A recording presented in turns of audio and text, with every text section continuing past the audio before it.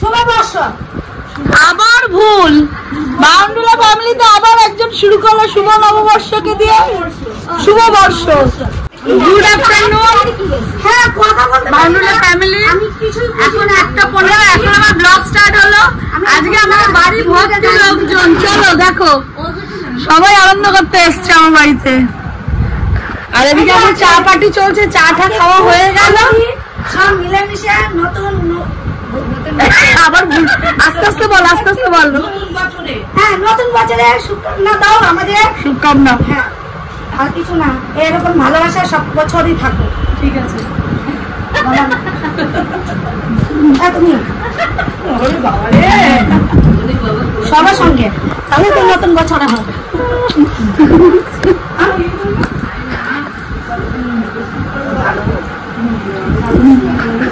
এটাই হলো ব্যাপার, ওকে ভালোবাসার একটা জায়গা ও রেখেছে, তাই জন্য ওকে এত আমি ভালোবাসি।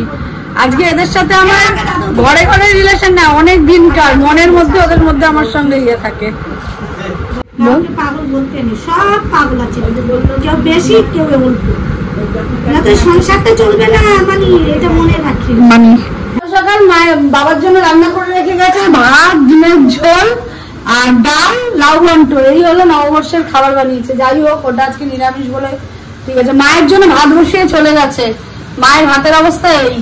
তারপরে আবার আমি এখন ভাত বসালাম, আলু ভাজি, কারণ নববর্ষ বলে কথা, কি দিয়ে খাবে না খাবে একটা সেটা চিন্তা করতে হবে, নিজের একটা চিন্তা করলেই তো হয় না। ছেলে এখন ঘুম থেকে উঠলো, পুতুল দি করাচ্ছে মাকে স্নান, এখন সমস্ত কিছু করুক, তারপরে সবাই একসঙ্গে আমরা খাওয়া দাওয়া করবো। প্ল্যান হলো এবার কোথায় বেরাবো জানি না, ছেলেকে অনেক কষ্টে রাজি টাজি করিয়ে একটু বেরিয়ে তো যাই, গেলে রাস্তায় গেলেই বোঝা যাবে কোথায় যাব না যাব।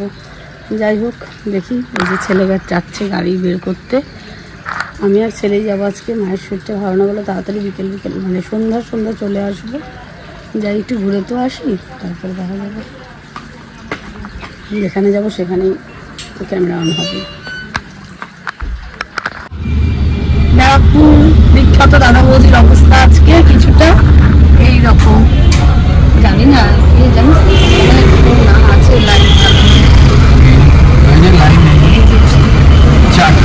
আসলে 3-4টা দোকান তো, এখন কটা বাজছে 4:30, ওই জন্য মানে আজকে একটু ভিড়টা কম। দুপুরে যা খাওয়ার এখন বাড়িতে নিয়ে হয়ে গেছে, বিকেলে আবার মিষ্টি প্যাকেট কালেক্ট করবো তো ওই জন্য শান্ত হয়ে এলাম, জ্যামে জ্যাম। মিষ্টি প্যাকেট কালেক্ট করতে যাবো, সিলিন্ডার আনতে, মানে অক্সিজেন সিলিন্ডার আনতে, আমাদের তো আছেই কিছু না কিছু। অক্সিজেন মেশিন আনতে যাবো যখন, যদি আমাদের প্যাকেট দেয় প্যাকেট কালেক্ট করবো।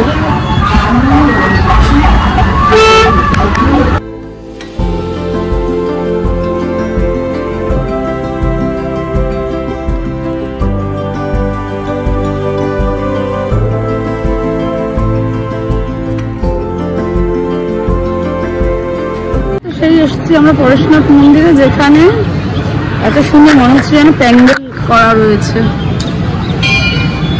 ভিতরে তো ক্যামেরা অ্যালাউ নেই, কিন্তু ক্যামেরা করলে ভিতরটা আরো বেশি সুন্দর। আমি আগেও এসেছি, এটা ব্লগের জন্য সেকেন্ড টাইম।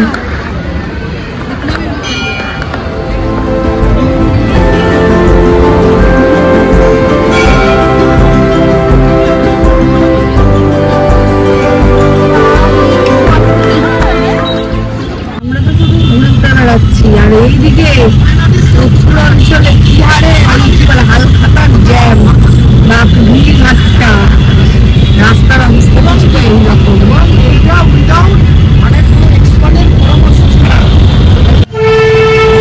পয়লা বৈশাখের ভিড় দেখো কত।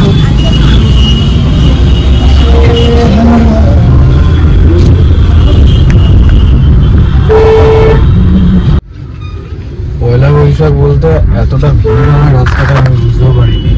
আমি ভেবেছিলাম অন্য রাস্তা ধরে যাবো, কিন্তু ভিড় হবে এই স্টেশন রোডটা, মানে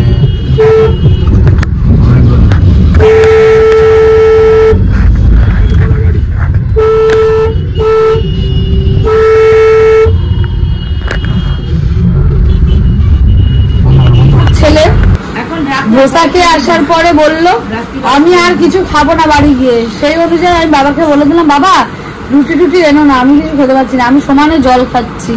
সেই জায়গায় বসে প্রথমে ঘুগনি, এখন মিষ্টির প্যাকেট, আর ওই যে আরেকজন আসছে রাতের পাহারা দিতে। যাই হোক, মাসি এখানে লাড্ডু মিসিং, এখানে লাড্ডু মিসিং, মনে হয় লাড্ডুটা আমিই খেয়েছি।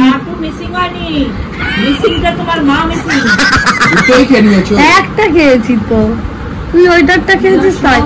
যাই হোক, আমরা এখন খাওয়া খাই প্রচুর পরিমাণে বেড়ে গেছে আমাদের।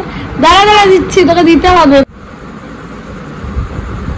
আমার ছেলে যত ফালতু আইডিয়া দিতে বসেছে এখন, সারাদিনে কখন ব্লগ স্টার্ট হবে, কখন ব্লগ এন্ড হবে, এইসব ফালতু গল্প এখন এসছে আমাদের কাছে বলতে। যাই হোক, ওর কথা অনুযায়ী চললে আমার ব্লগ তো এমনি যা অবস্থা, তারপর আরো ঢিলা হয়ে যাবে। এই কি বলে, এই পর্যন্ত যদি আমাকে দিয়ে বলো তো বলবেও না। আজকে আমরা একটা প্যাকেটও পেলাম না নববর্ষে। আমার ছেলে একটা দোকানেও আমাকে যেতে দিল না নববর্ষের জন্য, একটা ক্যালেন্ডারও পেলাম না। আমি বললাম বারবার করে নিয়ে চল নিয়ে চল নিয়ে চল, নিয়ে গেল না।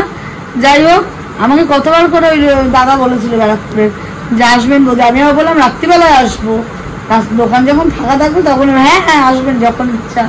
যাই হোক, আমাকে তো নিয়ে গেল না। আমি একটা মিষ্টির প্যাকেট কালেক্ট করতে পারলাম না, ক্যালেন্ডার পেতাম না। হ্যাঁ, ওই যে কোন আমরা সোনার দোকানে যেতাম না, আমরা ছোটবেলায় খুব যেতাম। আমরা না, আমাদের নিয়ে এই দিনটা খুব অপেক্ষা করতাম, কখন এই দিনটা আসবে, কবে আসবে। কিন্তু কি, এই যে দোকানে দোকানে যেতাম, হালখাতা করতাম, এক গ্লাস লস্যি খেতাম, এক গ্লাস কোল্ড ড্রিঙ্কস খেতাম, আইসক্রিম খেতাম, এইগুলোই আমাদের মজা ছিল। কে কতগুলো প্যাকেট জোগাড় করতে পারি, কে কত ক্যালেন্ডার জোগাড় করতে পারি, কি আনন্দ করতাম বলুন তো। আর আর আজকের দিনের ছেলে মেয়েরা এইসবের মধ্যেই যায় না, ওদের বলে লজ্জায় মানে মাথা কাটা যায়। এই যে এই যে এই যে এবার স্ট্যান্ডার্ড খোঁজে। আমি ওরকম ফ্রি ফটকার জিনিসপত্র নিই। ফ্রি ফটকার কি আছে? সারা বছর যদি একটা দোকান থেকে জিনিস কিনি, যদি আমাকে ইনভাইট করে, ফ্রি ফটকার কি আছে? এখানে প্রত্যেকে কি বিয়ের কার্ড দিয়ে নেবেন তো বলো না জিনিসপত্র কোনো সময় না। তুই চুপ কর, তোর কথা আমার সঙ্গে চলে না। যাই হোক, তোমরা কে কটা ক্যালেন্ডার জোগাড় করেছো, কে কটা মিষ্টির প্যাকেট জোগাড় করেছো সব রেখো। আমি মোটামুটি আর লোকাল থেকে যে দুটো পেয়েছিলাম, না না আমি যে দুটো পেয়েছিলাম তার মধ্যে একটা প্যাকেট আমার ছেলের জন্য সারা রাতের জন্য রেখে দিয়েছি, আর বাকি আমার মায়ের আজকে চিকেন সর্বনাশ করে দিয়েছে,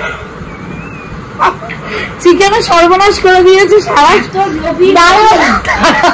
সারা সকাল আমাকেও নিরামিষ খাইয়েছে, আজকে খাইয়ে দাইয়ে নিজে খেয়েছে। কি বলো, নিজেই আজকে জানি না, এত লোভের লোভী আমি বুঝতেই পারিনি যে ওটা ভেজ বাড়ি থেকে যে চিকেন প্যাটিসটা আসবে। আমি জানি ভেজ প্যাটিস, এক টুকরো 4 ভাগের 1 টুকরো মুখে দিয়েছি, তাও আমার পুষিকে দিয়ে খেয়েছি। কিন্তু আমি আফসোস করে কুল পাচ্ছি না কেন আমি খেলাম।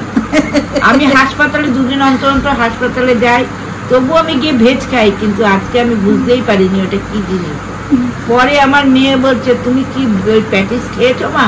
আমি খেলাম তো রে, কেন রে? ওটা চিকেন প্যাটিস। আজকে হায় রে ভগবান, তোরা কি করলি?